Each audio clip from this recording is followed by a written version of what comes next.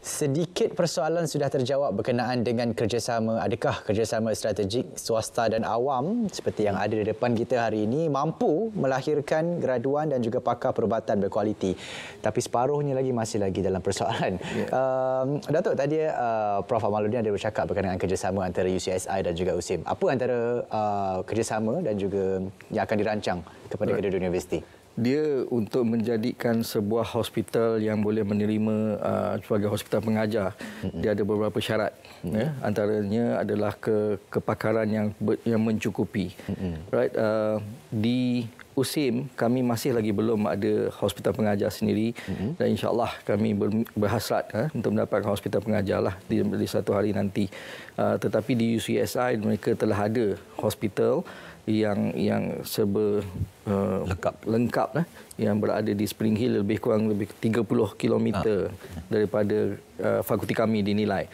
So kita melihatkan ada satu yang kita panggil satu sinergi cooperation lah, synergistic cooperation di antara UCSI dengan Fakulti Perubatan USIM, di mana pakar-pakar kami boleh membantu UCSI untuk melengkapkan bilangan kepakaran yang mereka masih kurang lagi lah sementara.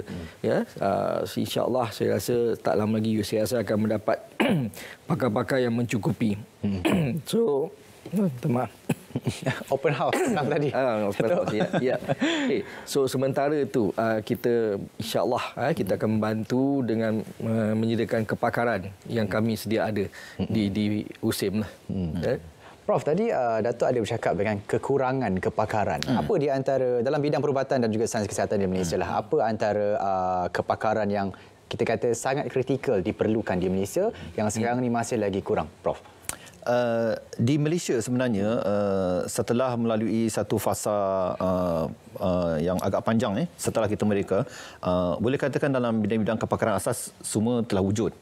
Cuma kita kata pusat kecemerlangan, seperti kita kata kalau kita sebut tentang jantung, kita tahu tentang IJN. Tapi IJN itu hanya di KL. Ya, betul. Tapi kita tak boleh sebagai sebuah masyarakat yang maju hanya mempunyai pusat kecemerlangan jantung di KL saja. Contohnya.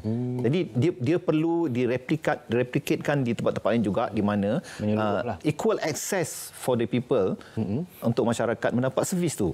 Jadi kita kata contohnya macam di UCSI, kita sekarang sedang merancang untuk ada pusat kecemerlangan kardiotorasik, contohnya. Pusat kecemerlangan untuk neurosurgery, pusat kecemerlangan untuk maxillofacial, pusat kecemerlangan untuk plastik surgery dan contohnya. Jadi tujuan kepada pusat kecemerlangan ini ialah supaya nanti apabila kita mempunyai hospital pengajar, kita bukan hanya mendidik doktor di peringkat MBBS, tapi kita juga ada keupayaan untuk mendidik doktor di peringkat kepakaran. Dan dengan kerjasama negara-negara luar seperti mempunyai program dipanggil bilateral channel untuk create lebih ramai spesialis. Kerana di Malaysia ini tidak ada kekurangan dari segi bilangan doktor di peringkat asas, tetapi kekurangan di semua peringkat untuk spesialis dalam segala bidang, kekurangan spesialis dalam semua bidang. Jadi bagaimana kita nak membantu Kementerian Kesihatan contohnya nak expedite supaya lebih ramai pakar-pakar dilahirkan selain daripada menggunakan conventional channel yang ada sekarang ni, dengan menggunakan multilateral channel seperti kerjasama dengan Harvard University saya sebut tadi untuk melatih lebih ramai pakar-pakar dalam pelbagai bidang. Jadi di situlah kita rasa dia boleh memberikan satu lonjakan kepada kemajuan kesihatan di Malaysia dan juga regional, kerana kita sekarang sedang embark dengan medical tourism dan sebagainya, dan kita menerima pesakit-pesakit dari luar negara. Baik.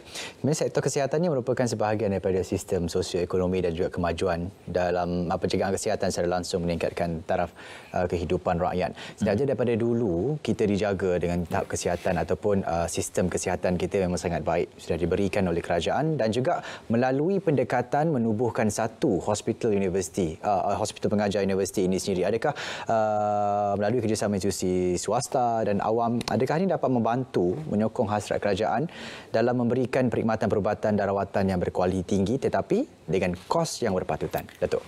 Yep. Ya, seperti mana yang saudara maklumkan ya, sebenarnya satu pernyataan yang betul lah dan sesuai. Sepatutnya sekarang ni kalau lihat di Malaysia, kebanyakan bila kita katakan kesihatan, ramai yang pergi ke hospital-hospital yang public, right? Dan juga hospital atau swasta ni sebenarnya banyak dan juga kepakaran mereka, pakar-pakar di hospital swasta ini sebenarnya yang kita panggil untapped resources lah. Sebenarnya mereka ini boleh digunakan.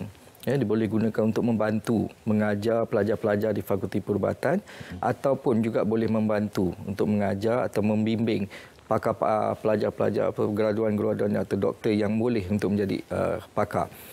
Itu hasrat kita sebenarnya nanti satu hari nanti. Sebab tu tadi ada persoalan perlukah hospital pengajar bagi semua universiti. Kalau tanya saya jawapannya betul. Ya. Apabila kita ada hospital pengajar sendiri, lihatlah seperti mana yang hospital-hospital pengajar yang dah establish. Macam kalau di Malaysia kita melihat kepada Universiti Melaya, melihat kepada Universiti Kebangsaan. Mereka boleh berkembang maju apabila mereka ada hospital mereka sendiri.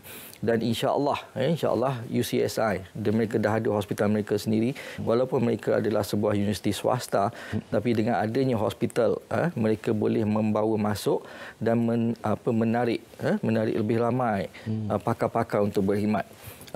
Itu sebab saya kata tadi pentingnya hospital pengajar untuk semua institusi perubatan sama ada swasta ataupun kerajaan di Malaysia ni. Okey, baik. Prof, adakah kerjasama di antara pihak swasta dan juga awam ini dalam melahirkan graduan perubatan yang berkualiti ini memerlukan perubahan ataupun pengubahsuaian di dalam landscape struktur pembelajaran sedia ada di institusi pengajian tinggi yang terlibat? Ya, dari segi konten, substance, sebagaimana yang saya sebut tadi, memang dipantau kualiti oleh MQA dan juga Malaysia Medical Council. Itu tidak ada perubahan. Tetapi dari segi pendedahan, dari segi peluang untuk mendapat hands-on dan juga apprentice adalah lebih baik. Contohnya macam kita tahu di hospital kerajaan, pesakit-pesakit membayar pada harga tertentu dan hanya pesakit yang mampu boleh pergi ke hospital swasta. Tetapi hospital pengajar yang cuba diwujudkan melalui kerjasama di antara UCSI dengan USIM ini, mereka akan mendapat satu pembiayaan mungkin sampai ke 60% atau 70%. Kalau pesakit swasta terpaksa membayar contohnya untuk 3 hari 3,000, mungkin pesakit di public wing di hospital swasta ini hanya membayar 500 atau 600, which is very affordable. Tetapi mereka mendapat layanan, perkhidmatan dan fasiliti yang sama level dengan hospital swasta. Betul. Mereka akan menggunakan MRI yang sama contohnya. Mereka akan menggunakan CT scan yang sama contohnya. Akan mendapat fasiliti operation theater yang serba canggih. Dan dibuat oleh pakar daripada kedua-dua belah pihak, Hospital UCSI dan juga USIM, yang merupakan pakar-pakar yang memang mahir dalam bidang masing-masing. Jadi kita boleh bayangkan bagaimana manfaat yang banyak yang boleh didapati. Terutamanya kita kata dia akan menjadi satu dari segi equality, accessibility kepada satu level perkhidmatan kesihatan yang tinggi dengan kos yang berpatutan pada masyarakat yang B40 dan juga M40 contohnya. Yang mungkin sebelum ni tak mampu mereka capai perkhidmatan yang sedemikian. Seolah-olah macam perkhidmatan di swasta ni hanya eksklusif untuk mereka-mereka yang kaya saja. Betul. Jadi di sinilah saya tengok dia merupakan satu paradigm breakthrough yang sebenarnya win-win situation yang memanfaatkan masyarakat dan juga memanfaatkan sistem pendidikan negara dan juga memanfaatkan kedua-dua USIM dan USI yang terlibat dalam projek yang sedemikian. Saya suka dengan perkataan win-win situation sebab apa yang kita bincangkan sekarang ni agak unik sebab gabungan swasta dan awam untuk bentuk satu hospital universiti dan sebagainya. Mungkin boleh Datuk boleh kongsikan sedikit macam mana kepakaran sumber dan juga sumber manusia itu dikongsikan di antara satu sama lain UCSI dan juga USIM. Yep. Seperti mana saya maklumkan tadi, sebenarnya kalau di Fakulti Perubatan USIM sekarang ni kita dah ada lebih kurang dalam 80 pakar klinikal. Termasuk saya sendiri. Saya seorang pakar sakit puan. Alright. Okay. So kita boleh membantu UCSI di mana kalau untuk menjadi sebuah hospital pengajar dia ada syarat-syarat tertentu. Salah satunya dia kena ada cukup bilangan pakar pada bidang-bidang tertentu. So kalau katalah ada kekurangan kekurangan pada kepakaran di bidang tersebut di UCSI, kita akan membantu dengan meletakkan pakar kita sebagai membantu untuk menjalankan itulah kerja-kerja dan juga semua supaya menjadikan hospital UCSI ini akan menjadi hospital pengajar. Baik. Itu untuk sementara kami belum lagi mendapat hospital pengajar sendiri. Tapi insya-Allah bila dah dapat, katalah UCSI masih memerlukan kepakaran, insya-Allah kita masih boleh membantu. Tapi dalam masa beberapa tahun saya rasa dan saya percaya UCSI dengan adanya hospital selalunya dia akan menarik lebih ramai pakar-pakar untuk datang. Baik. Terima kasih. Semoga apa yang diinginkan dapat dicapai dan juga hasilnya agak lumayan. Apapun kita berada di hujung rancangan Malaysia IPT, kita ingin ucapkan terima kasih kepada Profesor Dr. Amaluddin Ahmad, pengarah perubatan Hospital UCSI, pakar kanak-kanak Hospital UCSI dan juga Dekan Fakulti Perubatan dan Sains Kesihatan UCSI University. Dan bersama di hujung sana adalah Profesor yang berbahagia, Profesor Dr. Muhammad Syamsi Muhammad Aris, Dekan Fakulti Perubatan dan Sains Kesihatan Universiti Sains Islam Malaysia USIM. Terima kasih kepada keduanya kerana sudi bersama kita pada hari ini.